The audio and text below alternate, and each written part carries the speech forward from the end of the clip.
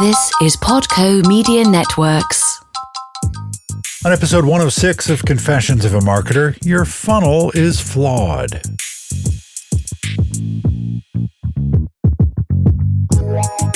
Hi, it's Mark Reed Edwards. Welcome back to Confessions of a Marketer. Carman Pirie is in to talk about marketing, the metrics we watch, and lots more. We'll get to that in just a moment.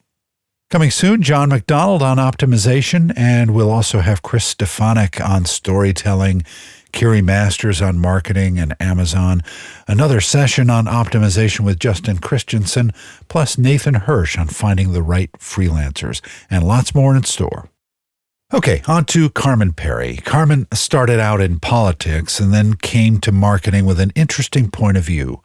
He thinks all the technology we've thrown at the task doesn't mean that we'll improve lead flow. He says marketers focus on vanity measures and things that appear to show ROI but really don't. Plus, the notion of the funnel is really flawed. He also tells us a much more useful metric that might not be as easy to illustrate in PowerPoint. Great discussion, part one of which we present right now, so let's get to it. Carman Pirie, welcome to Confessions of a Marketer. It's great to have you here. It's wonderful to be here. Can you tell me about your background and what led you to form Kula Partners? Yeah, man, that's a long and winding road, which I'm not even sure we want to bore your listeners with. I came at marketing kind of in an odd way, I guess. My university career was more focused around finance and environmental economics and didn't have much to do with marketing at all. I always felt that marketing was viewed in academia to be much more kind of too scientific, and I felt there was more art to it, which is kind of odd as I find myself more on this, probably the science side of marketing these days than the art side, some might argue, as a digital-centric agency. So nevertheless, my background jumped from that to being involved in politics for a long time. Actually ran to be an MLA, which is kind of similar to a state representative, I suppose, in the United States, when I was 23. That coupled with some early jobs, marketing and in sales, kind of just generally got me interested in that, the general environment of marketing and selling stuff. From there, I, several years later, found myself working at an advertising agency, almost by accident. I was the vice president of public relations and government relations, and migrated from there into more marketing counsel and leading our social media practice in the early days. I met my business partner, Jeff White, and we decided to create this crazy thing we call Kula Partners. Oh, that's great. So why did you leave politics? Well, man, there is no money in Canadian politics. Or did politics leave you? Well, that's true. I did lose the election. But then I worked as a paid strategist and things of that nature. You know, it's kind of one of those classic things, those who can do, those who can't teach. So I was much better at telling people how to win elections than I was in winning them myself, it seems. But it has an expiry date, I think a lot of people would tell you that have been in it. Or it should, at least. Yeah. And I've done plenty of things since to probably make sure that I'm completely unelectable, but that doesn't make me a bad marketer. So there you go. So, okay, let's leave politics behind and let's talk about marketing. What do you think the biggest challenges are for marketers these days? If I had to summarize the overall challenges, I think that marketers, more so than many other areas of the organization, marketers specifically, I think, are really waging a war with complexity. Yeah. And I've likened it to a game of professional whack-a-mole, you know? Yeah. When I look at the various challenges, if I had to put them all in one bucket, I would say that it's a war of complexity in a discipline that didn't used to be particularly complex. Yeah. It used to be just seat of your pants. Well, there was some things that you needed to know, and then you just needed to be a smart, good thinker. But the tactical side of it wasn't nearly as complex. There's some elegance when you can only have 13 clubs in your golf bag, But now, when so if that was the previous world, well, now you can have 113 clubs in the bag, and nobody knows which one they should use. Right, and that's where the science comes in, right? Well, it does, although, of course, it's proving not always to be scientifically accurate, is it? Like, there are things that Sure. we think we can optimize. Just because it can be measured doesn't mean it should be, and doesn't mean that it's always telling us the thing that we think it's telling us. So I think marketers struggle with that as well in terms of using the data and using the science to actually make wise decisions. I think we have a long ways to go. Yeah. In a drive to automate everything, which one would think would make things less complex, it's made it more complex. Well, it's given us a lot more data. It doesn't necessarily give us the ability or wherewithal or know-how to know what to do with it. Yeah. What do you think marketers waste their time on these days?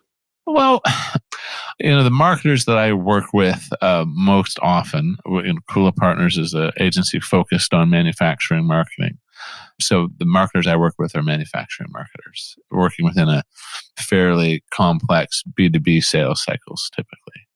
I think there's a misguided concept that's guiding a lot of the thinking around how they're approaching their work. And that underlying concept that's driving how they're approaching their work is fundamentally flawed. And that's that of a funnel. Everybody's talking about the sales funnel, and they talk about their conversions and their MQLs to SQLs, et cetera. And that's really a model that was borrowed from SaaS marketers. It comes to us from the worlds of HubSpot and inbound marketing and things of that nature, and lots of other examples of firms that have pioneered that work, of course. But for many B2B organizations, that funnel and so much of what it implies just does not reflect reality. There isn't an unlimited top of funnel. Just because we optimize our website and have a paid search campaign that's properly set up and have a decent paid social going on or what have you, doesn't necessarily mean that we can triple our lead flow overnight by just moving these digital metrics. Because if what we're measuring are just those raw increases in organic traffic, as an example, or something, we're missing the layer of the fact that there's only X number of companies in the world that can actually buy our stuff. It leads marketers to kind of just focus on the wrong things, focus on vanity metrics, and focus on investing real hard marketing dollars in activities that, while they appear to be showing ROI, necessarily aren't. So it's the data that people rely on is not accurate. Well, so I was chatting with a marketer just earlier this week at a conference in Chicago. We get into this discussion about the fact this notion of a funnel is very flawed. And what he said to me is, you're absolutely right. We spend $2-3 million a year on our demand gen efforts, and our MQL to SQL rate is 2%. And these are all the things that, would make this a good MQL, or why it's, these leads are considered to be marketing qualified, but yet 2% of them actually are truly sales qualified. Right. What are we doing from a demand gen point of view? Who are we targeting that effort towards? Are we actually taking an account-based approach to know who we actually want to sell to, and then refine our metrics to say how many of our target accounts have we actually engaged with our digital marketing initiatives over the last 90 days? That's a much more useful metric as an example. Not as easy to illustrate in PowerPoint, though, right? Not as easy to illustrate in PowerPoint, not as easy to get the fun graphics from your marketing automation platform. You know what I mean? It's not maybe quickly accessible on a normal dashboard report. And frankly, maybe what's even worse for marketers is that the numbers aren't going to be nearly as sexy. It's a lot easier, frankly, to get a 200% bump in organic search if you don't really care what those searchers are doing once they show up at your site, or if they're actually qualified and have buying intent. Yeah, it requires, here's a cliche, it requires a holistic view, doesn't it? And most people focus on whatever is directly in front of them rather than the big picture. Yeah. Look, I'm going to push it a little bit more and say it requires us to rethink how marketing and sales even orient themselves in the customer buying process. Because what I'm talking about here is we can't really wait for leads to come in via organic search and fill out a contact us form and be qualified by an inside salesperson, and then determined to be sales qualified, and then move to our field rep. I don't think that's the reality we need to be at, because basically we're at a place where those buyers are already well down the path by the time that they engage with the company. They're already down the path of purchase so far potentially that they can't be influenced otherwise. So you may be coming in kind of Johnny come lately at that point by the time your salesperson's actually engaged. Meanwhile, the opportunity to actually develop real relationship was 18 months ago. Yeah. But that was in an area of our firm's marketing or outreach to those customers that A, may not even exist, and B, almost certainly doesn't involve our salespeople, which are the people that we actually need to be developing those relationships potentially. So we need to change how we qualify leads. I think we need to get out of this notion of BANT qualification to move people through this hoop. And I think we need to get a lot more focus for most B2B brands on who we actually want to reach out to, who are we trying to engage, and how do we measure our efforts accordingly. Yeah. So how do you encourage your clients, these manufacturing clients, to approach B2B marketing? What do you advise them to do?